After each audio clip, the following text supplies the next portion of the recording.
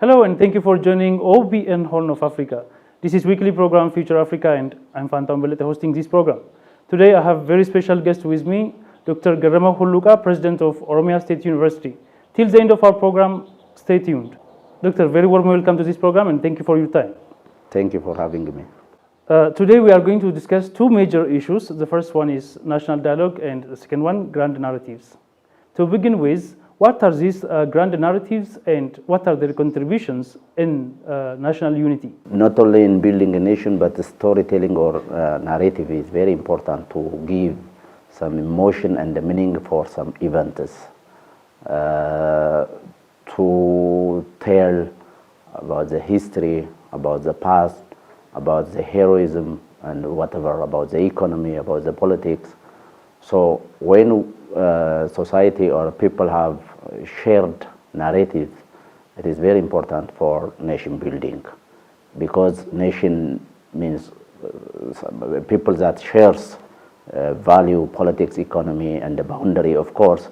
So when the story or the narrative helps them to bind together, to come together and to share emotion, so it is very important in nation building, because each and everybody shares with that idea, with the event, with the way the story was told, and each citizen thinks that this story, this narrative belongs to me and I belong to this. This is my history, this is my story, so that it is very important in nation building. In Ethiopian context, what roles have these grand narratives contributed in building the nation? Of course, no country on the world has completed this nation building. It is a continuous process, but when we come to Ethiopian context, we are far from nation building in history, because one of the problems is, even though there are so many problems, one of the problems is the way narratives were constructed in Ethiopia. The way Ethiopian politicians, Ethiopian rulers try to construct narratives or stories. Like, for example, it was very much narrow and it was very much exclusionist, excluding majority of the nations and the nationalities in this country. The narratives were focused on what the emperors, the kings, the leaders have done, rather than including the contribution of nations and the nationalities in this country. As everybody knows, Ethiopia is a multicultural country, diversified country, but the rulers, the writers, the historians focused on elitist approach, elitist on kings, on emperor, and some political elitists, ignoring the contribution that made by each and every nations and nationalities. Even I can challenge some of the narratives that wrongly placed Ethiopia in Africa, that denies the Africanism of Ethiopians, like the narration of the Solomonic dynasty, the narration of Queen Sheba. You see, they try to link with Israelis than linking with the African origin. So that was very wrong and failed to build a nation around these narratives. So then, therefore, of course, we do have some positive narratives in Ethiopian context, like our victory, Adwa, our heroism, even though here and there some historical lacks are there. But totally, one of our failure area in Ethiopian politics, in Ethiopian nation building, is the wrong narrative system. I cannot claim that our past narration or narrative helped us to build Ethiopia as a country. Rather, it focused on some groups' interest in excluding others. What role do national symbols and grand events play in strengthening national unity and the formation of collective narratives? What are national symbols like?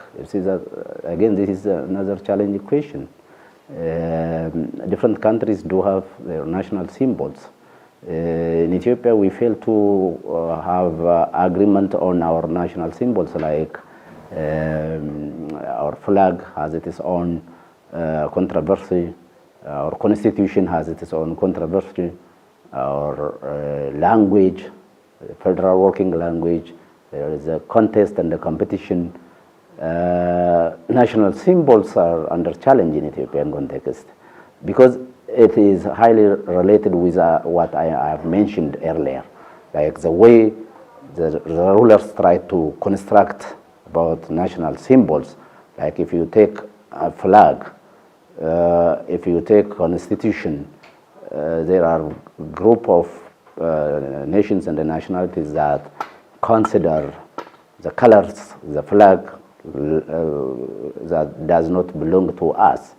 If you take the constitution, there are groups in Ethiopia that claim we didn't participate in the process of developing this constitution.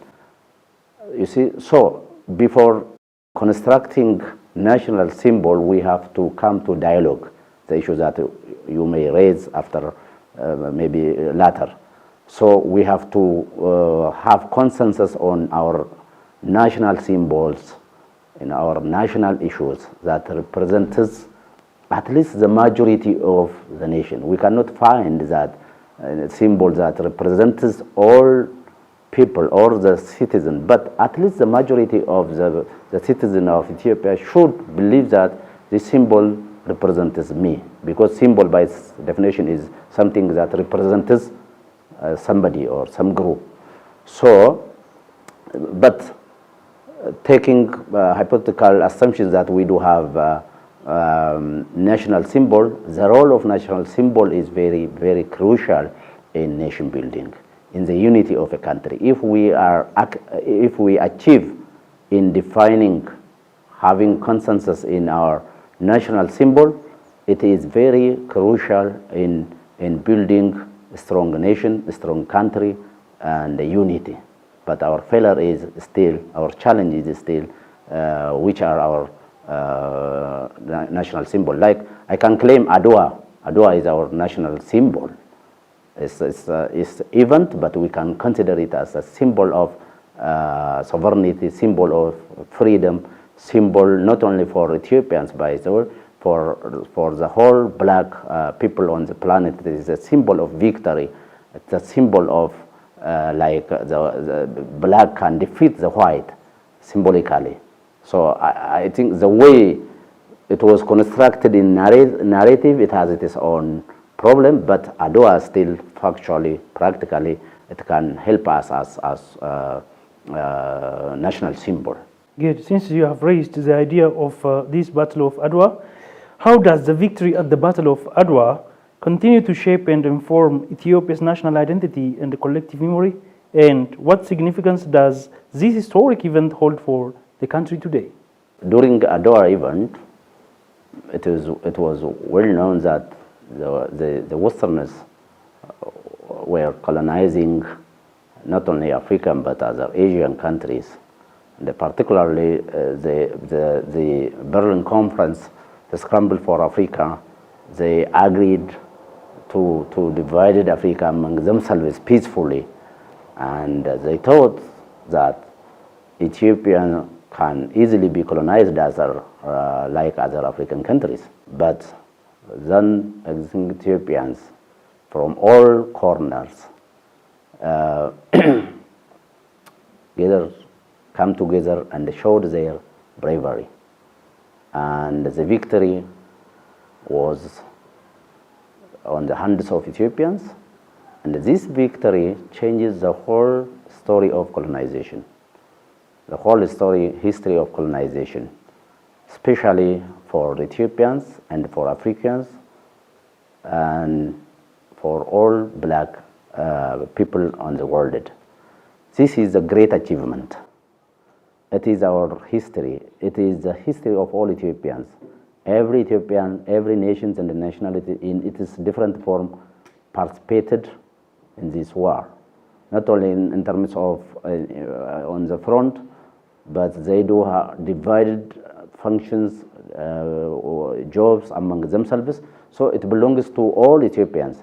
So all Ethiopians are hero. All nations and nationalities are hero. This one is our history. So this helps us to build a common symbol of heroism, symbol of victory.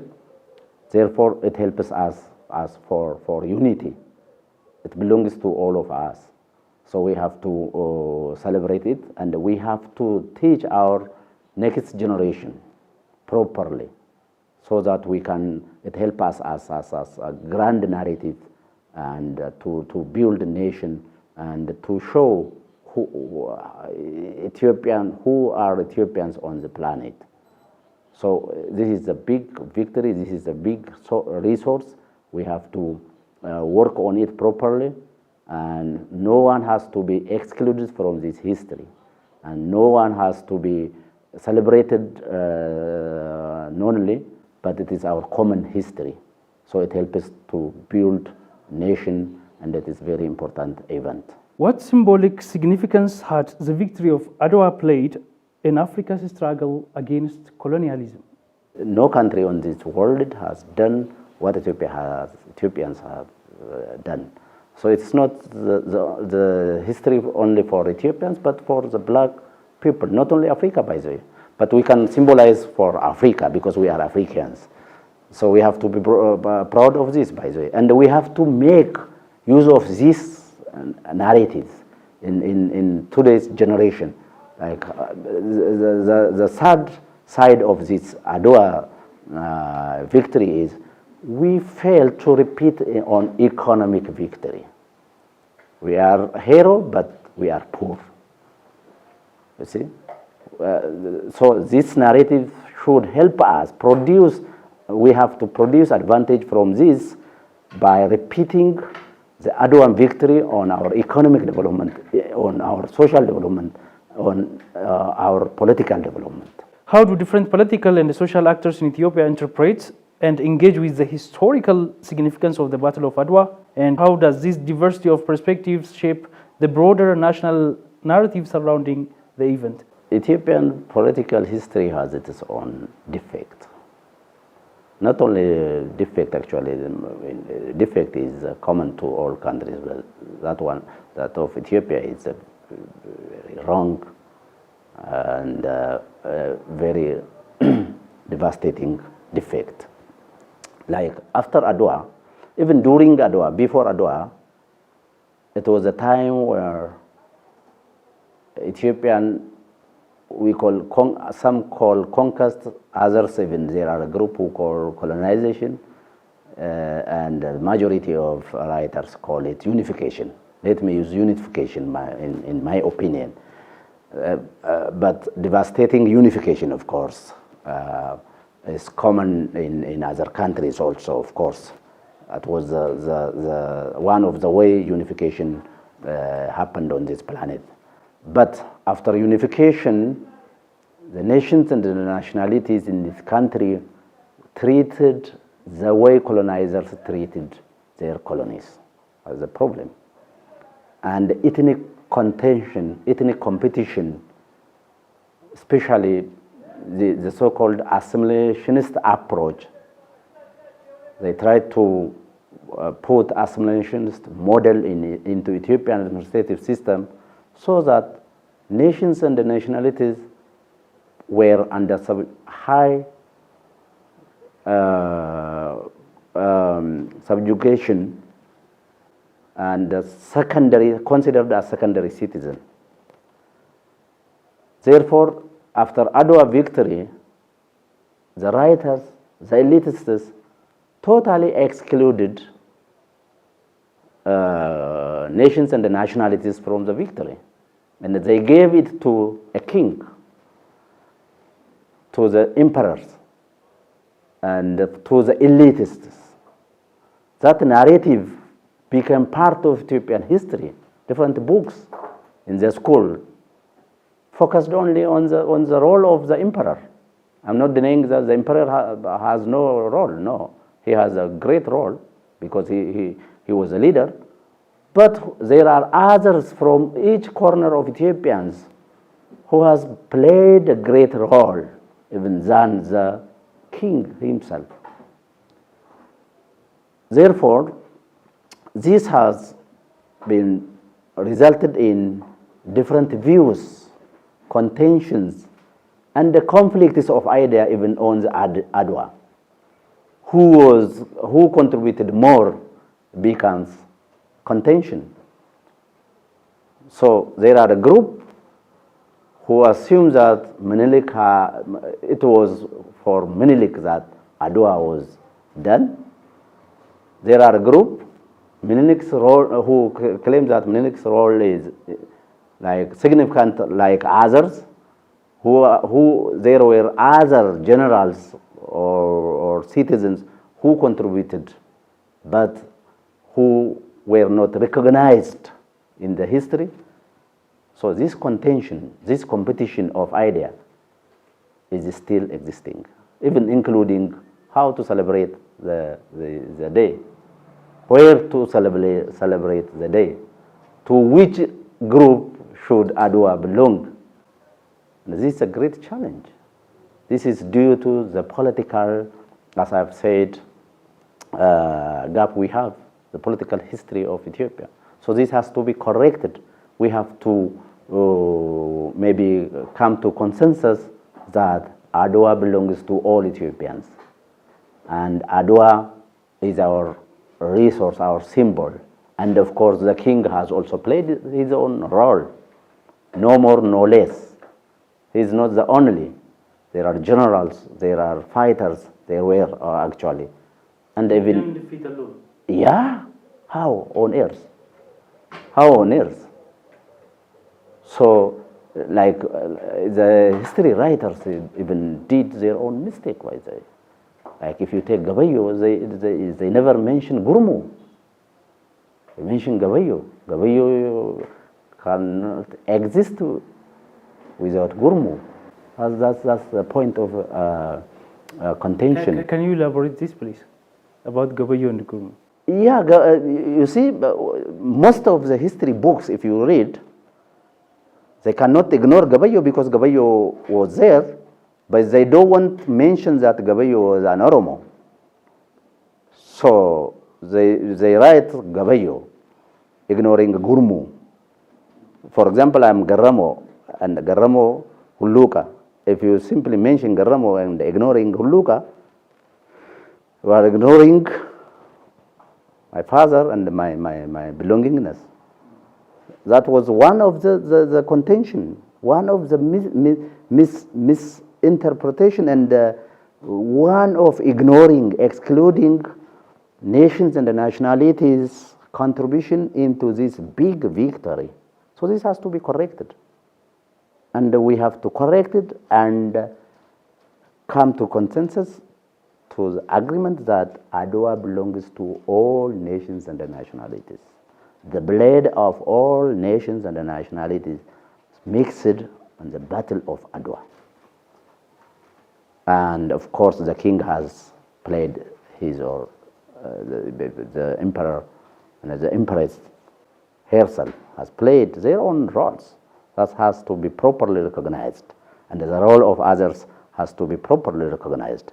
And history should properly record this one. And we have to pass from generation to generation, not only for the sake of history, but also we have to use in nation building and the generation building, so that Ethiopians are heroes. So we have to repeat this one on our economic and the political development too. For example, if you consider the Adwa 00 project, that is one of the big projects, not only in terms of the physical construction, by the way, in terms of the narration itself, the symbolic representation. Before that, what was the symbol of Adwa in this country that we have as a symbol? It was Menelik's with his own horse. Is that not? Yes, sure. What does it mean? Narrative. It's a narration by itself. Putting someone, only a single emperor, as symbol for Adwa is totally wrong. The Adwa 00 showed at least try to be inclusive. The 11 or 12 generals are there, even the gates, where the drum itself, the symbol for the drum, where the Ethiopians collected and began walking toward this war in Addis. This is what we call symbolic representation about the Ethiopians' contribution into the war, rather than putting somebody, a single person, and saying that this is Adwa, but trying to be inclusive and showing that I am part of this history. So this is very important in nation building, and this is very important in showing that you are Ethiopians, and if that is the case, I claim that I am Ethiopian. If Ethiopian narration excludes me, I have to search my own history. That's a very important issue, by the way. In the context of ongoing national dialogue and reconciliation efforts, how can the lesson and symbolism of the Adwa victory be leveraged to foster greater unity, understanding, and cooperation among different ethnic, religious, and regional groups in Ethiopia? We have to come to consensus that Adwa belongs to all religious, all ethnic groups, all both gender, males and females, contributed their own role.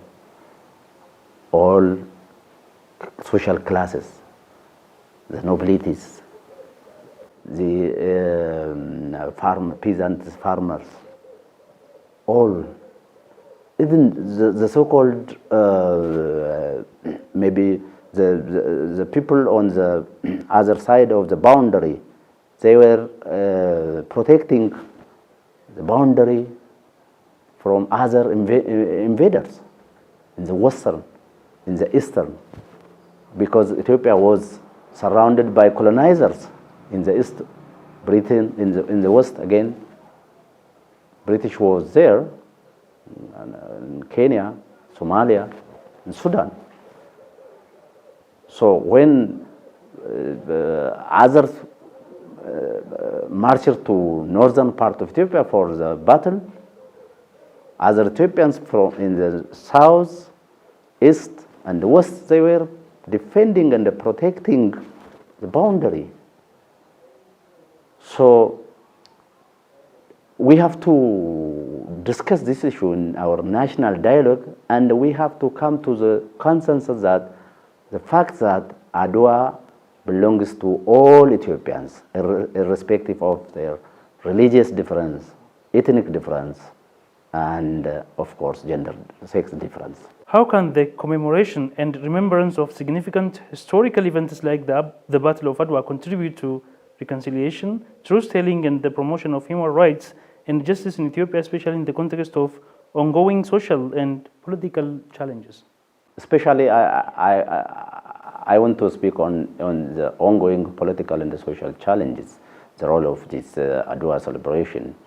Look, as I've already mentioned, during Adwa battle, our internal part has a challenge. Even some part of Ethiopia were not included into Menelik's administrative, by the way. There are writers who claim that some part of Ethiopia was not, during that time, not included into newly formed administrative system. And that means during that time, Ethiopians do have great differences in a lot of issues. They were fighting each other. There are internal conflicts. But when external enemy came to invade them, they united stood hand in hand and died in together. They died together. Their blood mixed. But what about today? Why Ethiopians so divided? Why all these mess-ups? Why we fail to listen to each other? Why we fail to discuss to each other? What happens if external invaders come again? Do it maybe, yeah. Can we repeat the same Adwa? I don't think so. So we have to take time and rethink about what is going on, about political, social,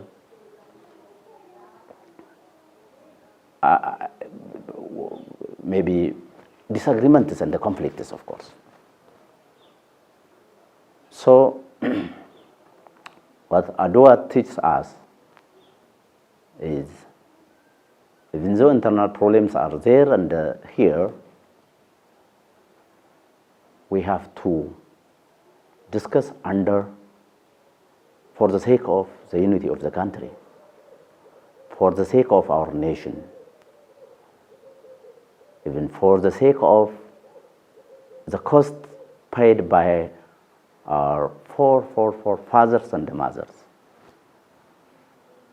It was,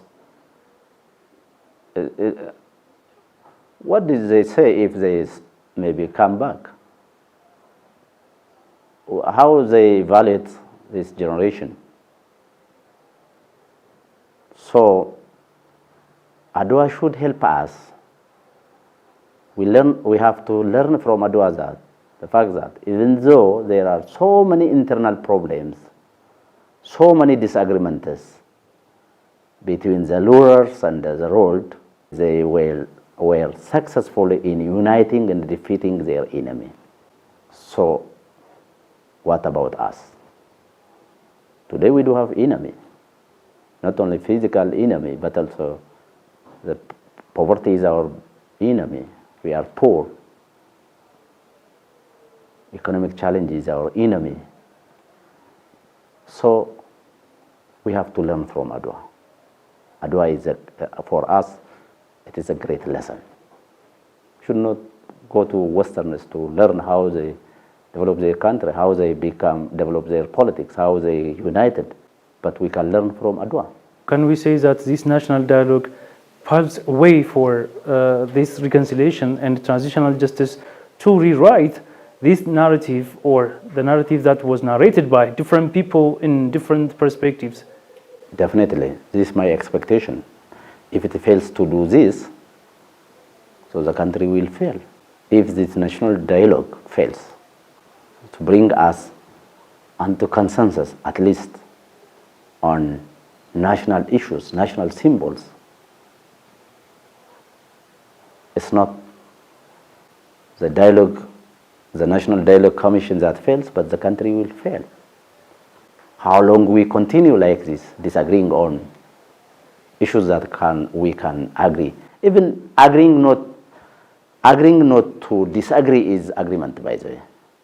If you discuss, if you bring your issue on the table, your perspective, if you fail to agree, you agree that we cannot agree, therefore we cannot touch this issue.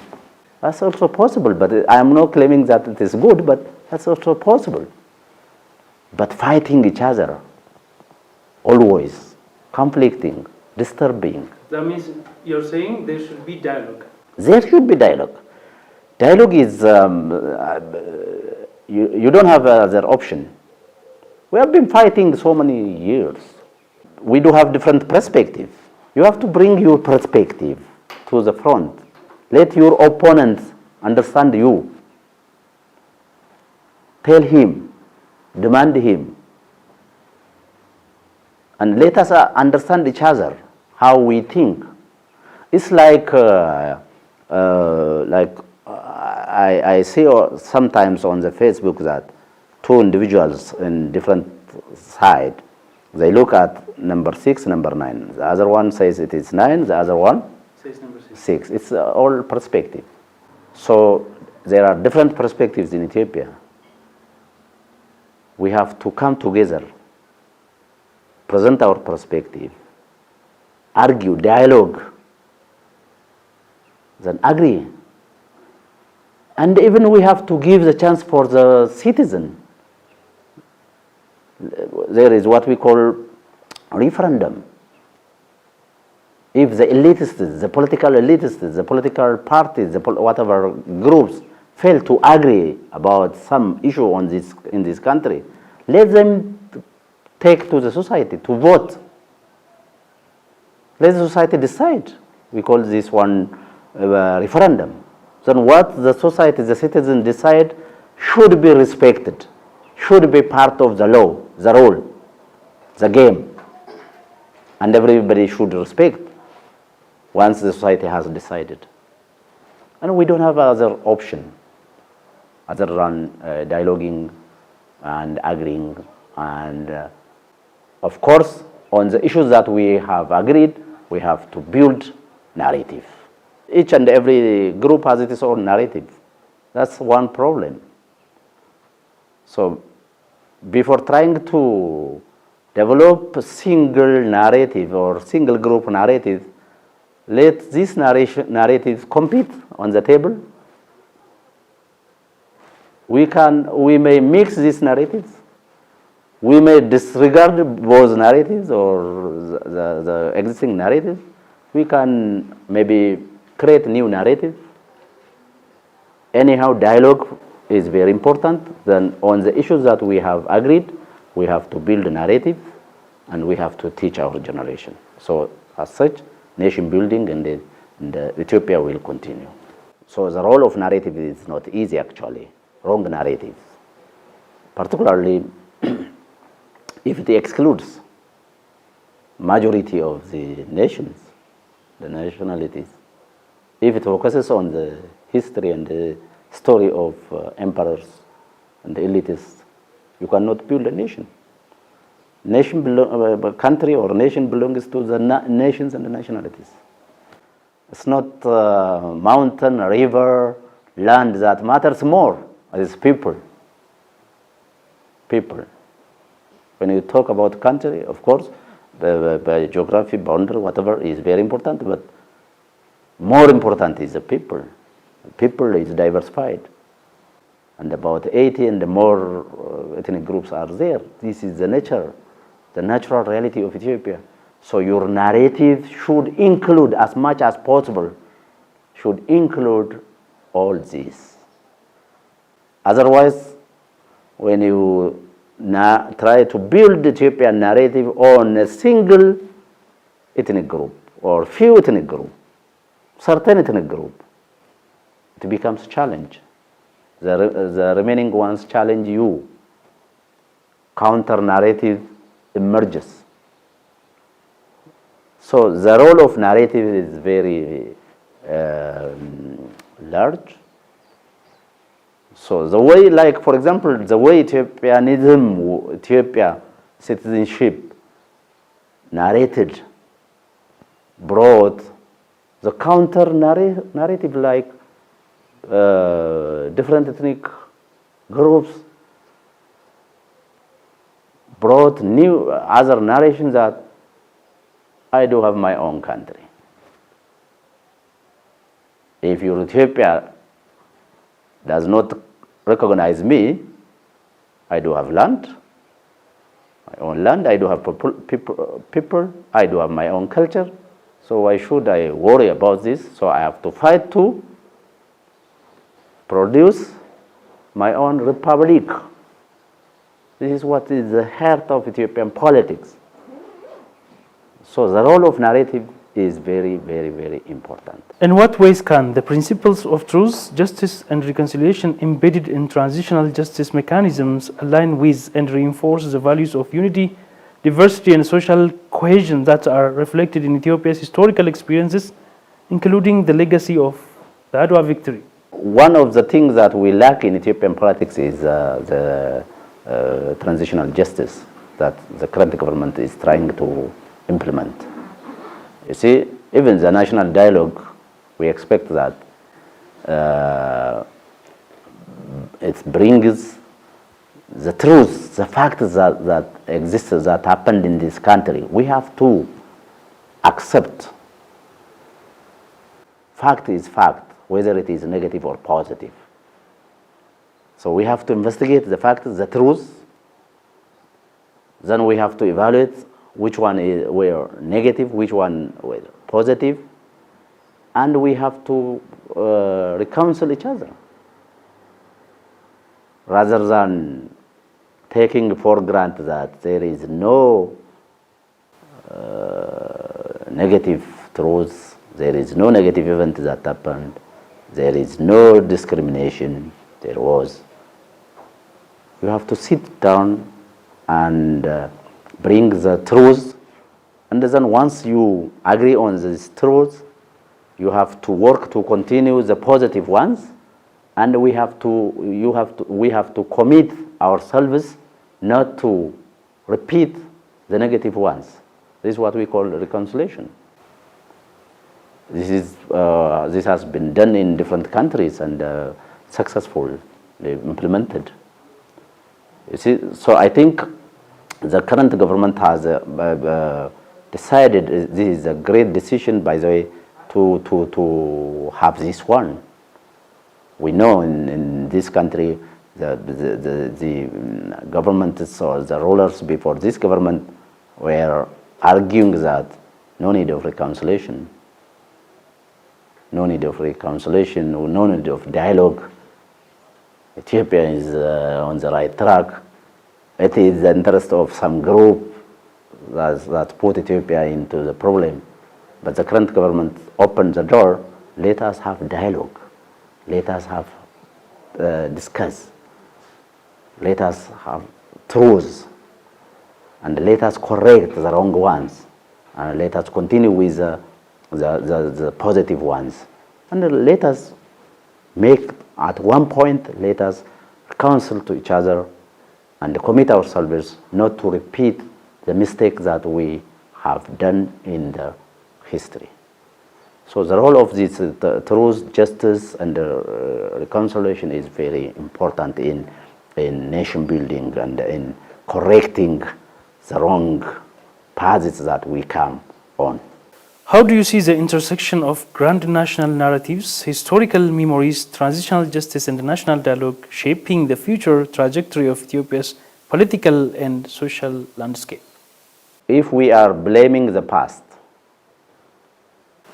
particularly the narration in terms of nation building, in terms of Ethiopia, in terms of unity, in terms of inclusiveness, we have to be careful about the future, not to repeat the same mistake. But still, my point of reference is, and my hope is, the result of this national dialogue, on which we will define and reach on consensus about our basic national symbols, basic national political ideology, basic national political documents like Constitution even itself. And once we reach on agreement on the basic national symbols, basic national political ideology, and basic national maybe constitution, it's easy to build narratives.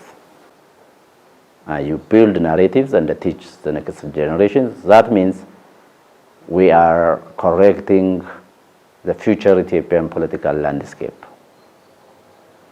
If we fail on the national dialogue, if we fail to discuss and to come to agreement, consensus, the current political landscape will continue even in its worst form.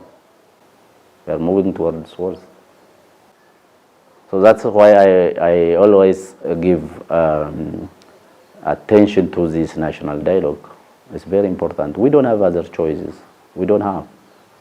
Maybe we can fight each other for long, and some group of maybe individual may, in the future, may come to the power, but the trend continues.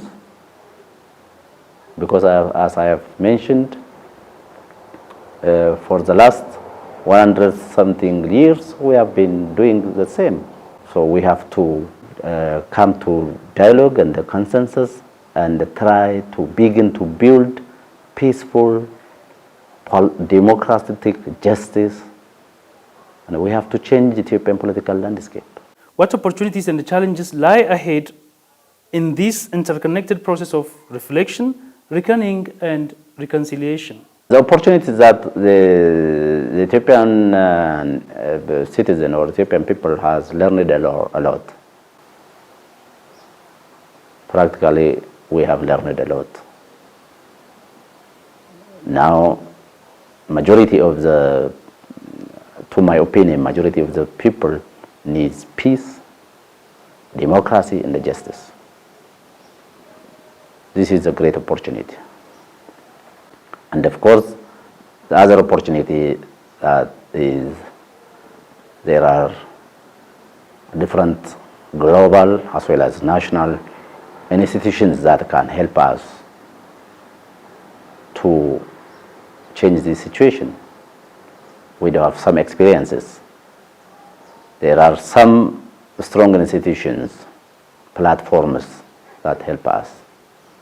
So in the last maybe few years, there are some interests for discussion, for dialogue, for negotiation. This is another opportunity. The challenge is that still there are very diversified groups, highly diversified, both inter and intra groups. Not only between government and the opponents, but also among the opponents themselves. Even the so-called intra groups, like if you consider in terms of, like in one region, like if you take Amara region, there are different political perspectives even in Amara region itself, highly diversified. There are different interest groups. So bringing all this together and discuss with them is a challenge. I'm not claiming that it is impossible, but it is a challenge. The same is true in Oromia and others, in Tigray also. So due to the open up during the beginning of the reform, all political chaos concerning Ethiopia is in Ethiopia currently.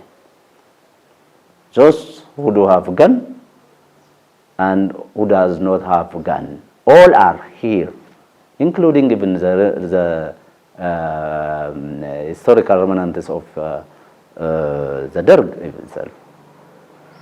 So bringing all this very diversified perspective in the table and reaching on the consensus is very challenging and difficult, but possible. How does the national dialogue process align with ongoing political reforms, peace-building initiatives, and efforts to address historical grievances and injustices in Ethiopia? All agenda from all groups, all perspectives would be collected, identified, different voices. No one should remain, no voice, no idea should remain outside. This is my conviction. Secondly, proper participation is very important. Proper participation, proper representation. Representation from all aspects. Proper selection of representatives is very important. Thirdly,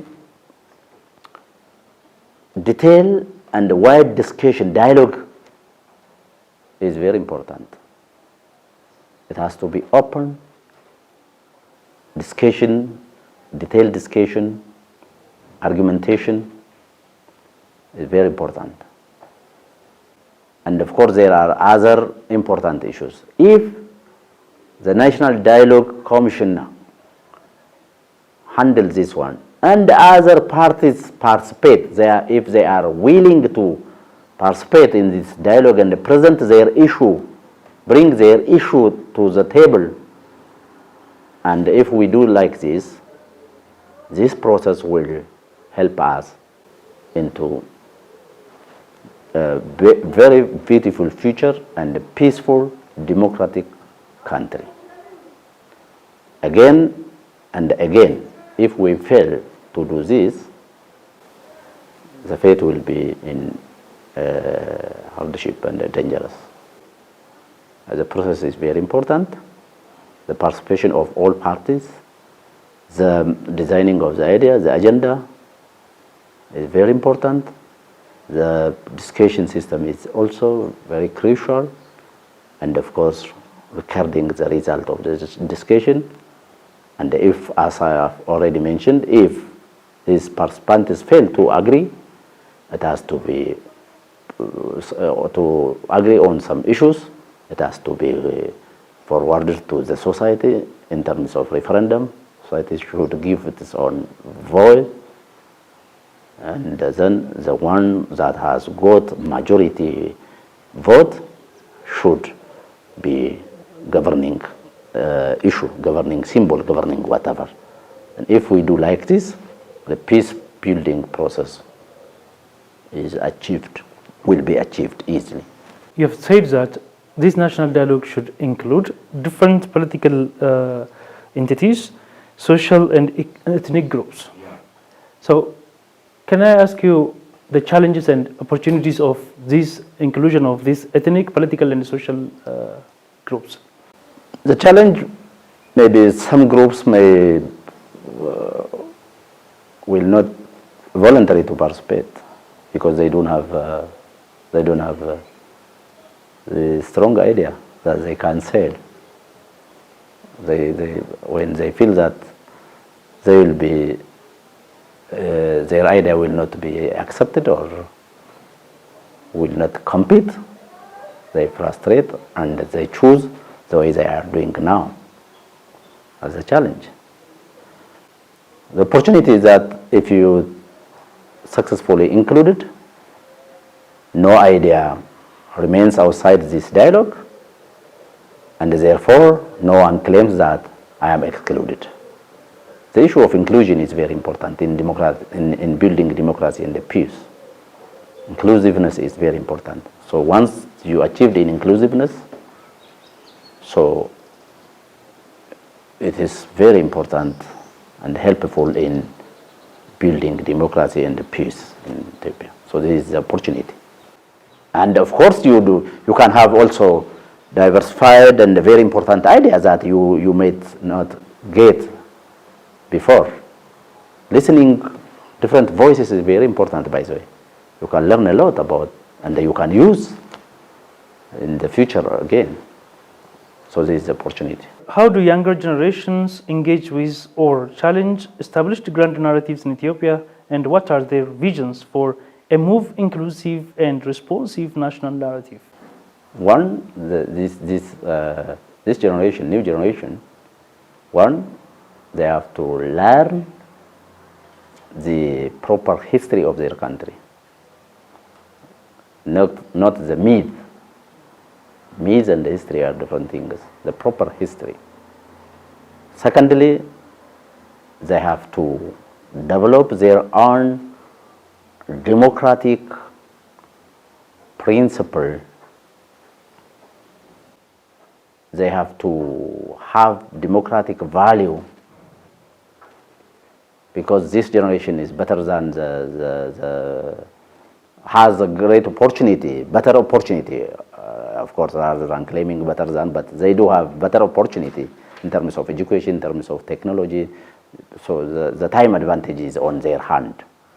So definitely they should not be like our fathers, like us. So they have to learn history. They have to learn democratic value, respecting each other, diversity, like multilingualism, diversity thinking.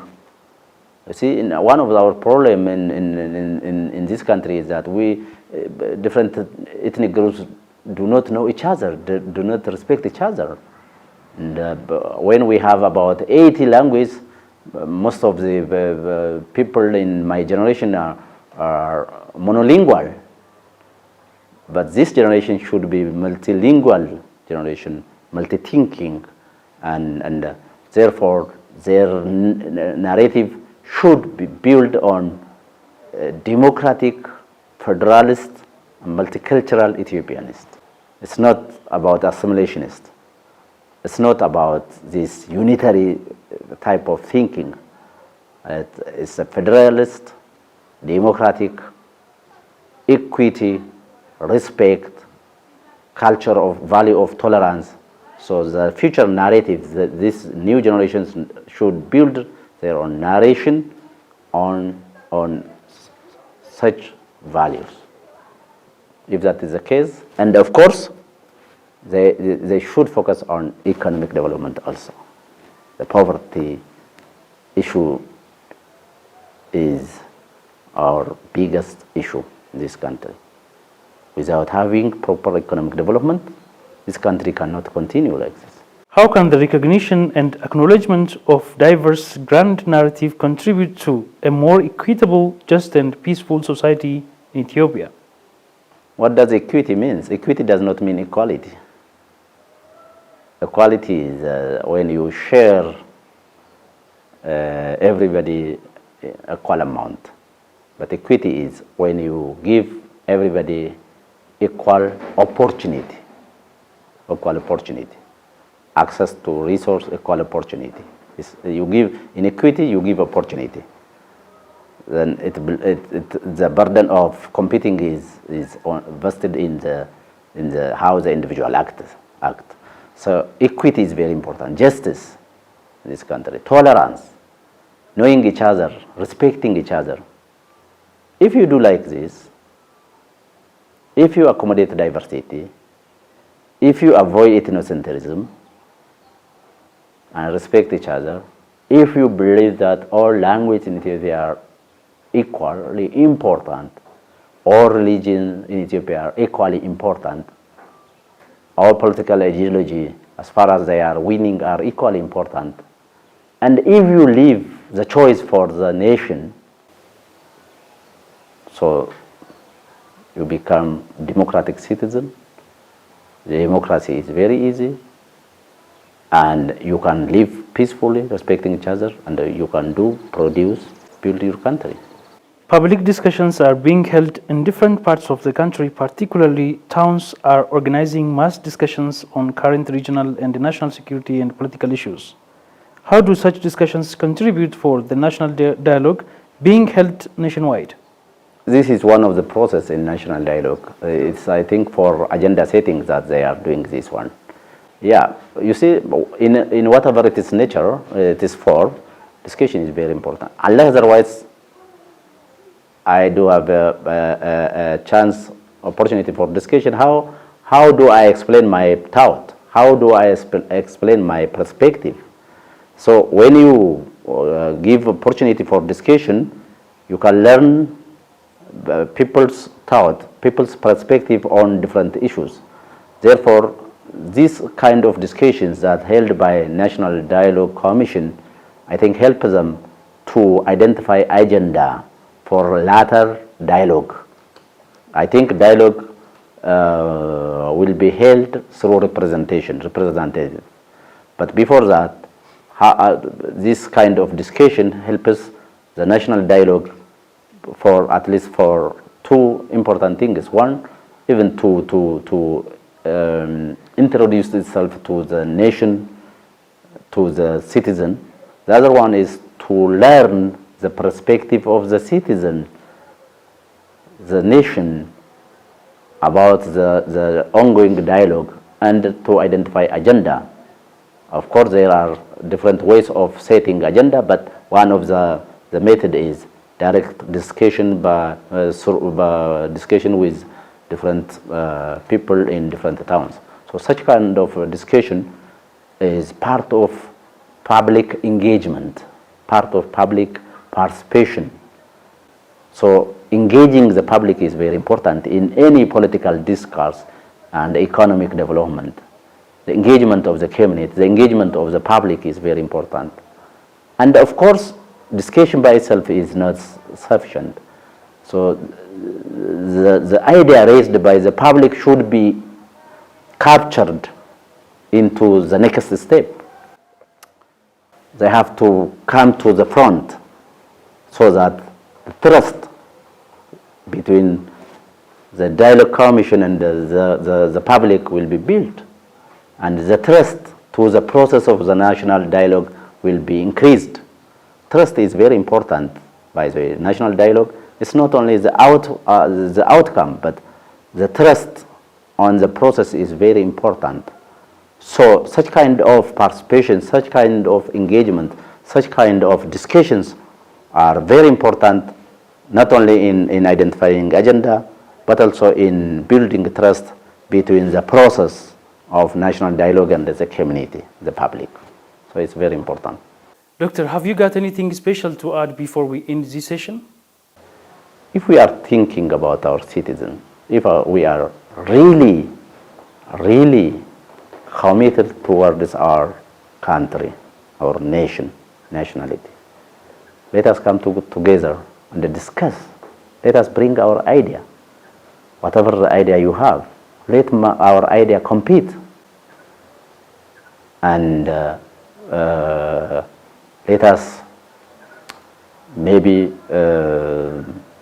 move toward this peace building process of this country. Whoever the group involved in this political and the social conflict of Ethiopia. I do have this message. Thank you very much. Dr. Geremew Huluka, President of Oromia State University, thank you for your precious time and wonderful analysis. Thank you very much to have me. Dear our esteemed viewers, this brings us to the end. Thank you for watching and stay connected with other programs of OBN Horn of Africa.